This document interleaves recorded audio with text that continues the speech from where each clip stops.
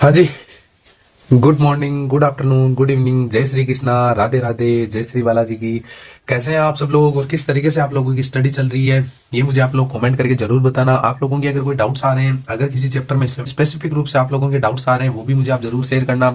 मैं केपी चौधरी आज आप लोगों के लिए लेकर आया हूँ क्लास 8 के चैप्टर नंबर जो अपने पास थर्ड चल रहा है, अंडरस्टैंडिंग क्वाड्रिलेटरल्स, यानी अंडरस्टैंडिंग जो क्वाड्रिलेटरल्स अपना जो चैप्टर चल रहा है, चैप्टर नंबर थर्ड, उसकी एक्सरसाइज 3.3 तक मैंने आप लोगों के वीडियोस हैं वो पहले अपलोड कर दिए हैं। उनमें तो चैप्टर नंबर थर्ड के जितने भी वीडियोस हैं उनके में जो डिस्क्रिप्शन में लिंक है वो सबको एक्सरसाइज के आगे राइट करके कि एक्सरसाइज 3.1 की ये है, एक्सरसाइज 3.2 का ये है, एक्सरसाइज 3.3 की ये वाली लिंक है, ऐसे राइट करके मैं वहां डाल दूंगा। वहां जाकर के आप आराम से चेकआउट कर लेना। वहां बहुत ही ईजी तरीके से आप लोगों को जो पॉइंट्स पढ़ाए गए हैं उसमें आप लोगों को याद होगा। तो हमने पैरेललोग्राम के बारे में बहुत अच्छी तरीके से पढ़ा है। तो एडजेसेंट एंगल्स हैं, इंटीरियर एंगल्स क्या होते हैं, एक्सटीरियर एंगल्स क्या होते हैं, इन सब के बारे में हमने बहुत अच्छी तरीके से पढ़ा है। आज मैं आप लोगों के लिए जो लेकर आया हूं वो अपने पास 3.4 एक्सरसाइज है। ये वाली एक्सरसाइज है, इसमें कोई इतने स्पेसिफिक क्वेश्चन नहीं गिवन है, लेकिन ध्यान से सुनना है। यहाँ से ट्रू फॉल्स के क्वेश्चन आने के चांसेस पूरे पूरे बनते हैं, क्योंकि इसमें बहुत अच्छे जो ट्रू फॉल्स के क्वेश्चन है गिवन है, ट्रू और फॉल्स के। आपको तो वैसे मैं बताना चाहूँ तो आप ट्रू और फॉल्स वाले क्वेश्चन को तो एकदम इस तरीके से करते हैं कि कोई अगर आप लोगों को कहा जाए तो आप कुछ इस तरीके से तुक्का टाइप में क्वेश्चन करते हैं, यानी तुक्का मारना, ये आप लोग बहुत अच्छी तरीके से जानते हैं। तो मैं आप लोगों को आज जो एक्सरसाइज 3.4 है वो सोल्व करवाऊंगा। यहाँ देखो रीडिंग टाइप वाले क्वेश्चन है, इसलिए मैं इस वीडियो को थोड़ा सा इस फॉर्मेशन में लेकर आया हूँ, वरना बाकी पिछले वीडियो में सबके सब वैसे बोर्ड पर आप लोगों को क्वेश्चन सोल्व करवाए थे। यहाँ सोल्व वाले क्वेश्चन बहुत ही कम आप देख सकते हैं, पूरा थ्योरी टाइप क्वेश्चन है, तो इसलिए मैं आप लोगों के लिए कुछ इस तरीके से क्वेश्चन लेकर आया हूँ। अब ध्यान से आपको देखो क्वेश्चन पढ़ना, और उसके बाद आप लोगों को पहले क्वेश्चन को बहुत अच्छी तरीके से पढ़ना है और उसके बाद उनके ट्रू फॉल्स राइट करने और सॉल्यूशन राइट डाउन करने। देखो किस तरीके से करेंगे, ध्यान से सुनना है आप लोगों को। सबसे पहले जो अपन को क्वेश्चन गिवन है वो कह रहा है कि स्टेट वेदर ट्रू और फॉल्स चेकआउट करो। तो पहला जो ए है रेक्टेंगल के लिए पूछा जा रहा है कि ऑल रेक्टेंगल्स आर स्क्वायर। मैं आप लोगों को एक थोड़ा सा बता देता हूँ, सबसे पहले ध्यान से सुनना है आपको। देखो अगर आपको ये पूछा जाए, सबसे पहला जो अपने पास बनता है वो क्वाड्रिलेटरल बनता है, ये आपको याद रखना है। क्वाड्रिलेटरल के बाद बनते हैं वो पैरेललोग्राम्स बनते हैं, यानी क्वाड्रिलेटरल की अगर साइड्स, क्वाड्रिलेटरल का तो मतलब होता है ऐसा अपने पास कोई डायग्राम जिसकी 4 साइड्स हो, उसको क्वाड्रिलेटरल बोलते हैं। क्वाड्रिलेटरल के बाद अपने पास पैरेललोग्राम आता है। वो पैरेललोग्राम क्या होता है, वो ये होता है कि ऑपोजिट्स जो अपने पास से साइड्स हैं वो पैरेलल और इक्वल होनी चाहिए। अब नया क्या आएगा, अब आगे आएगा पैरेललोग्राम के बाद जो आता है उसको अपन काइट बोलते हैं। काइट क्या होता है सर, उसकी जो एडजेसेंट साइड्स होती है। बहुत अच्छे तरीके से मेरा एक इसके ऊपर शॉर्ट्स डाला हुआ है, उड़ी उड़ी जाए नाम से, आप आराम से चेकआउट कर लेना। बहुत ही ज्यादा वो लोगों के द्वारा पसंद भी किया गया है, तो बच्चों के द्वारा भी बहुत अच्छी तरीके से उसको पसंद किया गया है, आप जाकर के चेकआउट कर लेना। तो मैं आप लोगों को कह रहा था, इसके बाद आता है अपने पास काइट। काइट क्या होता है, काइट उस डायग्राम को बोलते हैं जिसकी एडजेसेंट साइड्स इक्वल होते हैं ऑपोजिट एंगल्स का, यानी ऑपोजिट एंगल्स का अपने पास जो एक पेयर होता है वो क्या होता है, इक्वल होता है। जैसे ये अपने पास काइट है, इसकी ये साइड इसके इक्वल होगी, ये वाली साइड इसके इक्वल होगी, यानी एडजेसेंट साइड इक्वल हो गई, और एक पेयर ऑपोजिट एंगल्स का क्या होता है, इक्वल होता है, तो इसको काइट बोलते हैं। अगर काइट के बाद अपन बात करें तो आता है अपने पास रोम्बस। क्या आता है, रोम्बस। उसके बाद अगर रोम्बस के आगे अपन अगर आगे चेकआउट करना चाहें तो अपने पास रोम्बस के बाद जो आता है वो आता है रेक्टेंगल, और रेक्टेंगल के बाद अगर अपना चेक करना चाहें तो रेक्टेंगल के बाद अपने पास आता है स्क्वायर। तो कुछ इस तरीके से आप लोगों को अगर ये सीक्वेंस याद रह जाएगी ना तो ये वाले क्वेश्चंस बहुत ईजी तरीके से कर सकते हैं। देखो ध्यान से मैं क्या कहना चाह रहा हूँ। सबसे बड़ा अपने पास समझ लीजिए स्क्वायर है, जिसकी सब साइड इक्वल होती है, सब एंगल इक्वल होते हैं, डायगोनल इक्वल होते हैं, यानी इसमें हर वो बात फॉलो होती है। के अलावा इसके एंगल 90 होते हैं और साइड्स इक्वल होती है।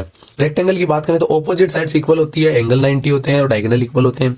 रोम्बस की बात करें तो ऑपोजिट साइड्स पैरेलल और इक्वल, वैसे कहें तो सब sides, all sides are equal and parallel होती है। तो कह सकते हैं कि दोनों इक्वल होते हैं, वो एडजेसेंट एंगल होते हैं, उनका सम 180 डिग्री होता है। यहाँ अगर अपन काइट की बात करें तो काइट के बारे में मैंने अभी आप लोगों को बता दिया कि एक ऐसा डायग्राम जिसकी एडजेसेंट साइड्स इक्वल होती है और ऑपोजिट एंगल्स का एक पेयर क्या होता है, इक्वल होता है। अगर अपन आगे बात करना चाहें तो पैरेललोग्राम ऑपोजिट साइड्स पैरेलल और इक्वल होती है।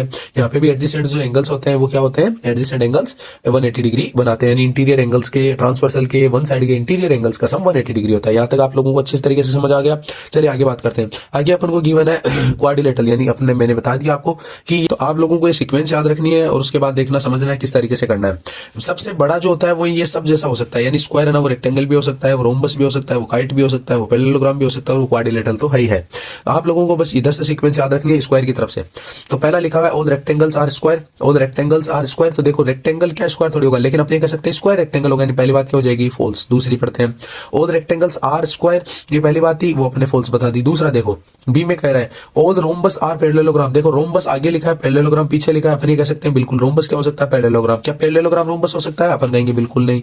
तो यहाँ पे ये भी बात रही है। आगे देखो all square are rhombus and also rectangle, all square are rhombus and rectangle. तो देख लीजिए स्क्वायर सबसे बड़ा है, उसके बाद इधर रेक्टेंगल भी आ रहा है, इधर रोम्बस भी आ रहा है, तो अपने कह देंगे बात बिल्कुल ट्रू है। आगे डी की बात करते हैं, all square are not parallelograms, ये बात फॉल्स हो जाएगी, नॉट पैरेललोग्राम नहीं बल्कि पैरेललोग्राम होने चाहिए थे, क्योंकि स्क्वायर नो पैरेललोग्राम बन सकता है। आगे और देख लीजिए आप लोगों को, ऑल काइट आर रोम्बस, ध्यान से सुनना है, काइट पहले आ रहा है, रोम्बस बाद में आ रहा है। ऑल काइट्स आर रोम्बस है ना, ये वाली बात हो जाएगी रोम, क्योंकि रोम्बस काइट हो सकता है लेकिन काइट क्या नहीं हो सकता, रोम्बस नहीं हो सकता, क्योंकि इसकी सिर्फ एडजेसेंट साइड्स है ना वो इक्वल होती है, लेकिन रोम्बस की ऑल साइड्स इक्वल होती है। इसलिए ध्यान से सुन लेना है, अपन रोम्बस को काइट बना सकते हैं लेकिन काइट क्या नहीं हो सकता, रोम्बस नहीं हो सकता। तो याद रखना है कि रोम्बस की साइड से अगर इधर आ रहे होते तो देख लीजिए ऑल काइट्स आर रोम्बस, ई में आप ध्यान से देख सकते हैं फॉल्स लिखा हुआ है, लेकिन इसी के नीचे वाला all rhombus are kite, all rhombus are kite बिल्कुल हो सकता है, अपन ऐसा कह सकते हैं। ध्यान से सुनना है, आपको ये कह रहा है कि ऑल पैरेललोग्राम्स आर ट्रेपेजियम, तो मैंने यहाँ इसमें देखो ट्रेपेजियम के बारे में लिखा नहीं है, लेकिन आप ध्यान से सुनोगे ना तो ऑल पैरेललोग्राम्स आर ट्रेपेजियम, ये वाला भी आप समझ सकते हैं। तो ट्रेपेजियम यहाँ आएगा, क्वाड्रिलेटरल और पैरेललोग्राम के बीच में आएगा ट्रेपेजियम, क्या आएगा यहाँ पे अपने पास, क्या आएगा ट्रेपेजियम। तो अपन आराम से जो यहाँ पे लिख सकते हैं कि यहाँ पे कौन आएगा, ट्रेपेजियम। यहाँ ट्रेपेजियम क्यों आएगा, क्योंकि ट्रेपेजियम की आपकी स्पेसिफिक आपको बात पता होनी चाहिए, 9th चैप्टर में भी ये काम आएगी, इसलिए ध्यान से सुन लेना। ट्रेपेजियम उस डायग्राम को बोलते हैं जिसकी ऑपोजिट साइड्स का वन पेयर पैरेलल होता है, यानी ये दोनों लाइंस क्या होती है, पैरेलल। जो अदर जो नॉन पैरेलल साइड हो सकती है वो इक्वल हो भी सकती है और नहीं भी हो सकती है, इसलिए ध्यान से सुनना है। ट्रेपेजियम के बाद में कौन आएगा, पैरेललोग्राम, इसलिए ट्रेपेजियम क्या नहीं होता, ऑल पैरेललोग्राम्स आर ट्रेपेजियम, ये बात सही हो जाएगी। लेकिन अगर उल्टा पूछ लिया जाए ना कि ट्रेपेजियम्स आर पैरेललोग्राम, तब बात रॉन्ग हो जाएगी। ये कह रहा है ऑल स्क्वायर्स आर ट्रेपेजियम, ये बात सही होगी क्योंकि स्क्वायर तो सबसे बड़ा है, वो तो सब हो सकता है ये वाला, लेकिन ये वाले सब स्क्वायर नहीं हो सकते हैं। स्क्वायर सब हो सकता है, रेक्टेंगल वाला है ना वो इससे पीछे वाला कोई भी पूछा जाए तो हो जाएगा, रोम्बस इससे पीछे वाला कोई पूछा जाए तो हो जाएगा, काइट इससे पीछे वाला पूछा जाए कोई भी हो जाएगा, पैरेललोग्राम इन दोनों में से कोई हो सकता है, ट्रेपेजियम क्वाड्रिलेटरल तो है ही है। तो इसलिए इसका मतलब हम समझ चुके हैं कि इस क्वेश्चन के आंसर जो ट्रू फॉल्स हम इस तरीके से आप रीड करके आपको वहां जाते ही मान लीजिए आपको लगे ना कि 3.4 का अपने पास क्वेश्चन आ सकता है ट्रू फॉल्स का, तो आपको सीक्वेंस याद रखनी है कि पहले आएगा क्वाड्रिलेटरल, फिर ट्रेपेजियम, फिर अपने पास पैरेललोग्राम, फिर काइट, फिर रोम्बस, फिर रेक्टेंगल और फिर कौन आएगा, स्क्वायर। ये अगर आपको सीक्वेंस याद रह जाएगी, आप ट्रू फॉल्स का कोई भी क्वेश्चन बिल्कुल गलत नहीं करोगे, और टीसीए में क्लास लेकर के आप वैसे भी बिल्कुल गलत नहीं करोगे।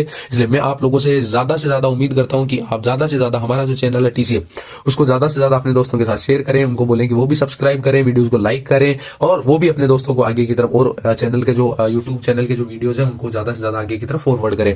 इसलिए आप लोगों को मैं आशा करता हूं, उम्मीद करता हूं कि आप हमारे चैनल को ज्यादा से ज्यादा अपना प्यार, स्नेह और सहयोग प्रदान करेंगे। चलिए क्वेश्चन नंबर 2 की बात कर लेते हैं। क्वेश्चन नंबर 2 में अपन को क्या कर रहा है, identify all the quadrilaterals that have, यानी हमें पूछा जा रहा है कि वो क्वाड्रिलेटरल्स की हमें आइडेंटिटी बतानी है जो रखते हैं, देखो क्या रखते हैं, 4 साइड्स ऑफ इक्वल लेंथ। अब 4 साइड्स इक्वल लेंथ वाले तो आप आराम से समझ सकते हैं ऐसे कौन कौन होते हैं, आप लोगों को याद आ गया होगा कि 4 साइड्स इक्वल लेंथ वाले कौन कौन होते हैं। ध्यान से देख लीजिए, देखिए अगर मैं आपसे पूछूं कि क्वाड्रिलेटरल जिनकी इक्वल लेंथ होती है, क्या ऐसा एक अपने पास स्क्वायर होता है, तो अपने लिख दिया एक तो कौन है, स्क्वायर, और एक दूसरा कौन होता है, रोम्बस, जिसकी चारों साइड, इन्हीं 2 डायग्राम ऐसे हैं जिनकी चारों साइड्स क्या होती है, इक्वल होती है। चलिए आगे बढ़ते हैं।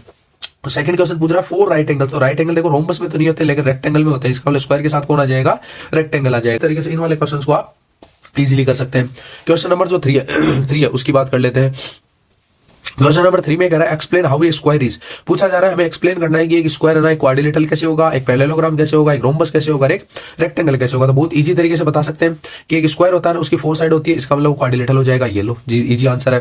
पैरेललोग्राम क्यों होगा, क्योंकि स्क्वायर की ऑपोजिट साइड्स क्या होती है, पैरेलल होती है, इसलिए पैरेललोग्राम हो जाएगा। रोम्बस क्यों होता है, क्योंकि चारों साइड्स इक्वल होती है, इसका मतलब रोम्बस हो जाएगा। और रेक्टेंगल क्यों होता है, क्योंकि चारों एंगल्स क्या होते हैं, 90 डिग्री होते हैं। तो क्वेश्चन नंबर 3 का जो आंसर है वो आप लोगों को लर्न भी करना है, क्योंकि ये वाली प्रॉपर्टीज आपको पता होनी चाहिए अच्छी तरीके से। तो अपन ये कह सकते हैं रेक्टेंगल क्यों होगा, क्योंकि उसके सब एंगल्स क्या होते हैं, 90 डिग्री होते हैं, और ऐसा ही रेक्टेंगल में भी होता है। चलिए आगे बढ़ते हैं। आगे कह रहा है नेम द क्वाड्रिलेटरल्स, हमें क्वाड्रिलेटरल्स के नेम बताने, हुज डायगोनल। पहला पूछा जा रहा है बाइसेक्ट ईच अदर, ध्यान से देखना है, आपको कहा जा रहा है कि हमें ऐसे क्वाड्रिलेटरल के बारे में बताना है जिसके डायगोनल्स एक दूसरे को क्या करते हैं, बाइसेक्ट ईच अदर करते हैं। ध्यान से सुनना है आप लोगों को। आगे दूसरा क्वेश्चन पूछा जा रहा है कि जो डायगोनल्स है ना वो perpendicular bisector of each other, यानी एक दूसरे के परपेंडिकुलर बाइसेक्टर। पहले सिर्फ बाइसेक्ट के बारे में कह रहा है, अब कह रहा है परपेंडिकुलर बाइसेक्टर होने चाहिए, और तीसरा कह रहा है कि डायगोनल इक्वल होने चाहिए। तो तीनों के बारे में बता देते हैं। देखो बाइसेक्ट ईच अदर वाले में अपने पास आपको पता है पैरेललोग्राम में भी बाइसेक्ट करते हैं, रेक्टेंगल में भी करते हैं, रोम्बस में भी करते हैं, और स्क्वायर में भी करते हैं। ये अपने जो चैप्टर नंबर 3 की जो प्रॉपर्टीज का लास्ट में जो सेगमेंट दे रहा है उसमें भी अच्छी तरीके से बता रखा है। ऐसे अपने पास डायगोनल जो ध्यान से सुनना है। सेकंड पूछा जा रहा है परपेंडिकुलर बाइसेक्टर, तो उसमें आपको याद रखना है अपने पास स्क्वायर और रोम्बस होता है। यानी अगर अपन बात करें ना रोम्बस और स्क्वायर, ये रोम्बस की बेस्ट वेरी वेरी स्पेसिफिक एक प्रॉपर्टी है कि कोई भी रोम्बस होता है ना, ध्यान से सुन लेना, उसके अंदर जो डायगोनल्स बनते हैं, ये वाले जो डायगोनल्स बनते हैं, ये 90 डिग्री का एंगल क्रिएट करते हैं। या ध्यान से सुनिए ये बात, क्योंकि बहुत बार ये एग्जामिनर की फेवरेट लाइन है, क्योंकि बच्चे इस पे ध्यान नहीं देते हैं। रोम्बस ऐसा होता है जिसके डायगोनल्स परपेंडिकुलर बाइसेक्ट करते हैं, और स्क्वायर में भी परपेंडिकुलर बाइसेक्टर होते हैं। ध्यान से सुनना है, ऐसा रेक्टेंगल के लिए नहीं, रोम्बस के लिए। फिर बोल रहा हूं, रेक्टेंगल के लिए मत याद कर लेना, रोम्बस के लिए। आगे देखिए, क्वाड्रिलेटरल्स जिनमें पूछा जा रहा है कि इक्वल होते हैं, तो इक्वल वाले में आपको पता ही होना चाहिए। स्क्वायर और रेक्टेंगल के जो डायगोनल्स होते हैं वो क्या होते हैं, इक्वल होते हैं। तो इस तरीके से आप लोगों को ये इजीली याद करके जाने कि स्क्वायर और रेक्टेंगल के जो डायगोनल्स होते हैं वो तो इक्वल होते हैं, और रोम्बस और स्क्वायर के डायगोनल्स एक दूसरे को परपेंडिकुलर बाइसेक्ट करते हैं। और चारों कौन कौन से पैरेललोग्राम, रेक्टेंगल, रोम्बस और स्क्वायर के डायगोनल्स एक दूसरे के क्या होते हैं, बाइसेक्टर्स होते हैं। बाइसेक्टर मतलब एक दूसरे को इक्वली डिवाइड करते हैं। इक्वल डिवाइड करने का मतलब ये, जैसे मान लीजिए आपके पास कोई एक पैरेललोग्राम है, ध्यान से सुनना है। जैसे मान लीजिए आप लोगों के पास ये इस तरीके से पैरेललोग्राम बना हुआ है, पैरेललोग्राम बना हुआ, तो इसका मतलब अपन ये कहना चाह रहे हैं कि इसके जो डायगोनल है ना वो एक दूसरे को बाइसेक्ट करने का मतलब ये, मान लो ये 16 का है तो 8 8 में डिवाइड हो जाएगा, ये 10 का है तो 5 5 में डिवाइड हो जाएगा।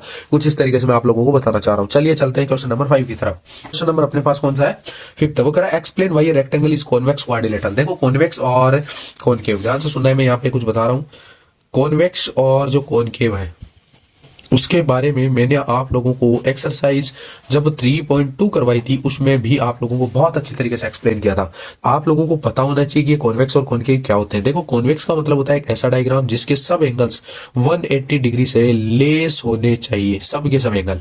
और जो कॉनकेव होता है उसकी क्वालिटी क्या होती है कि उसका कोई भी एक एंगल मोर देन 180 डिग्री होना चाहिए। यानी एक एंगल अगर 180 से ग्रेटर हो गया ना तब वो कॉनकेव। जैसे एक एग्जांपल के तौर पे आप लोगों को एक इस तरीके से पेंटागन बना के समझा देता हूँ।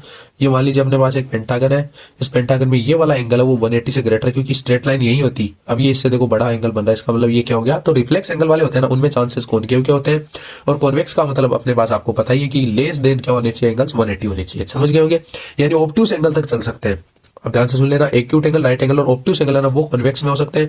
कॉनकेव में आपको पता ही रिफ्लेक्स एंगल का एग्जांपल आप ले सकते हैं। चलिए आगे चलते हैं, तो इसका आंसर दे देते हैं कि रेक्टेंगल होती है उनकी 4 साइड होती है, सम ऑफ इंटीरियर एंगल 360 होता है। ये तो आपको बताने की जरूरत ही नहीं, क्योंकि अपने पीछे वाले एक्सरसाइजों में बढ़िया ढंग से इनको सीखा है। आगे कह रहा है therefore it is a quadrilateral, इसका मतलब ये क्वाड्रिलेटरल है क्योंकि 4 साइड है। The convex nature can be observed bye checking that line segment joining two interior points lie completely with in the figure. देखो इसको पता करने का एक तरीका होता है, मैं आपको एक बात बताता हूँ। आगे जब कॉम्पिटिशन में या फिर आप लोग जब आगे की तरफ बीएससी में वहां स्टडी करते हैं ना, तो वहां ये बताया जाता है कि मान लीजिए आपने कोई कर्व बनाया है, उस कर्व में अगर आपके दोनों पॉइंट्स लिए और वो अगर उसके दोनों इंटीरियर आ रहे हैं, इसके अंदर की तरफ भी आ रहे हैं, तब इसका मतलब होता है कि वो आप लोगों के लिए क्या बन जाता है, कॉन्वेक्स की तरह काम करता है। ध्यान से सुन लेना है पॉइंट। जैसे आपको वहां अलग अलग तरीके से ग्राफ बनाकर सिखाए जाते हैं, फिर ग्राफ में ऐसे आपके पास पैराबोला, ये पैराबोला की एक स्ट्रक्चर बना रहा हूं मैं रफली, तो पैराबोला की जो स्ट्रक्चर बनाई है ध्यान से सुन लेना। इसमें आपको 2 पॉइंट जैसे एक यहाँ ले दिया, एक यहाँ ले दिया, फिर इनको मिलाने के लिए कहा जाता है, तो कहा जाता है कि क्या दोनों पैराबोला के इनसाइड आ रहे हैं, बिल्कुल नहीं आ रहे। आपको एक पॉइंट एक्सटीरियर है, इसका मतलब ये अपने पास क्या नहीं है, कॉन्वेक्स नहीं है, ये कॉनकेव की तरफ वर्क करता है। यानी पूल देखो यही यहाँ कहना चाह रहा है कि आप अगर कोई भी 2 पॉइंट लो और पूरे के पूरे कंप्लीटली विद इन आए, तो अपन बात कर लेते हैं अपने रेक्टेंगल की। आपका रेक्टेंगल ये, अब आप इसमें कोई भी 2 पॉइंट ले लो, उनको मिलाओ, वो देखो इसके अंदर ही मिलेंगे। कोई भी 2 पॉइंट इसके इनसाइड ले लो, ये पॉइंट यहाँ ले लो, वो यहाँ ले लो, तो भी देखो इसके अंदर की साइड मिलेंगे। साइड पे लोगे तो भी वो साइड वाले इन साइड में ही काउंट किए जाएंगे। इसलिए आप लोगों को इस तरीके से ज्यादा कोई एक्स्ट्रा ज्यादा इसमें दिमाग नहीं लगाना है। आगे देख लीजिए, for a rectangle taking 2 opposite vertices, यानी अगर 2 अपन ऑपोजिट वर्टिसेज को लेना, ये वाला और ये वाला, तो इनको देखो मिलाने वाली जो लाइन हो कंप्लीटली इसके इनसाइड आएगी। The diagonal of rectangle lies completely with in the rectangle, thus the rectangle क्या होता है, कॉन्वेक्स होता है। तो कॉन्वेक्स पॉलीगन होता है, बहुत अच्छी बात है। चलिए आगे चलते हैं। आगे देखो ध्यान से, आप लोगों को भी क्या बता रहा हूँ, क्वेश्चन नंबर जो 6 है वो थोड़ा सा इंपॉर्टेंट भी, और यहाँ एक आप लोगों को जो प्रॉपर्टी है नेक्स्ट जो अपने पास 9th क्लास में, ध्यान से सुनना है, 9th क्लास में ऐसी वाली प्रॉपर्टी पूछे जाने का पूरा चांसेस रहता है, तो वहां के लिए भी इंपॉर्टेंट है, यहाँ अपने लिए तो क्वेश्चन इंपॉर्टेंट है। देख लीजिए इसका सॉल्यूशन भी ध्यान से। इसका जो सॉल्यूशन है मैं आप लोगों को एक्सप्लेन कर देता हूं, बहुत ही इजी एक्सप्लेनेशन होगा, इतना कोई ज्यादा हार्ड वर्क नहीं है। देखो समझते हैं किस तरीके से हम इसका सॉल्यूशन करेंगे। ध्यान से सुनना है, ABC is right angle triangle and O is mid point of side opposite to the right angle. Explain why O is equidistance from ABC. The dotted lines drawn additionally to help you. देखो ध्यान से सुनना है, by the dotted lines draw additionally, ये आपको additionally dotted line draw करके दे रखी है, और आपको ये बताना है कि ओ से बी की दूरी, ओ से ए की दूरी और ओ से सी की दूरी डिस्टेंस है ना वो इक्वल क्यों है। ऐसा देखो ध्यान से सुनो, आपने अभी पीछे क्वेश्चन किया था, वहां आपने कहा था कि जो अपने पास रेक्टेंगल होता है ना, उसके डायगोनल्स एक दूसरे के इक्वल होते हैं। तो आप कहोगे एसी और बीडी, यानी ये वाला रेक्टेंगल का डायगोनल और ये डायगोनल दोनों आपस में क्या है, इक्वल है।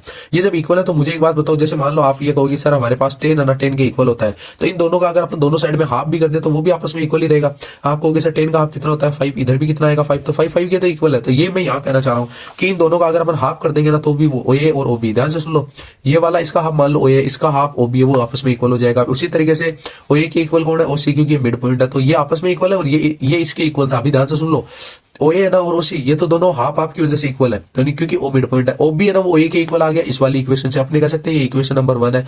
और अपन ये भी कह सकते हैं कि इसको इक्वेशन नंबर आप 1 बोल दो, इसको आप इक्वेशन नंबर 2 बोल दो, और यहाँ इक्वेशन 1 और 2 से अपन चेक कर सकते हैं ओए ओसी के बराबर है और ओए ओबी के भी बराबर है। इसका मतलब ओए ओसी और ओबी आपस में तीनों बराबर है, और इस तरीके से हम कह सकते हैं कि ओ है ना वो तीनों ए बी और सी से क्या है, इक्वी डिस्टेंस है। तो कुछ इस तरीके से हमारे पास जो एक्सरसाइज 3.4 थी उसको हमने फिनिश कर दिया, और इसी के साथ यहाँ पे जो चैप्टर नंबर 3 वो क्या हो गया, कंप्लीट हो गया। और कुछ इस तरीके से हमने इसको फिनिश कर दिया, बहुत ईजी चैप्टर था। चलिए मिलते हैं नेक्स्ट वीडियो में। आप ज्यादा से ज्यादा वीडियो को लाइक शेयर और सब्सक्राइब करो, अपने आसपास ज्यादा से ज्यादा स्वच्छता का ध्यान रखो, और स्पेशली मैं आप लोगों को यही कहूंगा कि क्लीन इंडिया में जितना हो सके, छोटा मोटा जितना आप सफाई कर सके उतना ज्यादा से ज्यादा योगदान दे, और भारत को, अपने देश भारत को ज्यादा से ज्यादा स्वच्छ बनाने का प्रयास करें। छोटा छोटा स्टेप लेने से ही आपको पता है एक दिन बहुत बड़ा अपन एक रास्ता तय नाप सकते हैं। इसी के साथ बने रहने के लिए आप लोगों का तहे दिल से धन्यवाद। इसी तरीके से मैं आप लोगों के लिए अच्छे अच्छे वीडियोस लाता रहूंगा। आप ज्यादा से ज्यादा वीडियोस को लाइक शेयर और सब्सक्राइब कीजिए, अपने दोस्तों को भी बताइए, और प्यारे प्यारे आप बहुत अच्छे कॉमेंट्स किया करो, और मैं आप लोगों के कॉमेंट्स है वो अच्छी तरीके से रीड करता हूँ। मुझे भी बहुत खुशी होती है अगर आप प्यारे कॉमेंट्स करते हैं।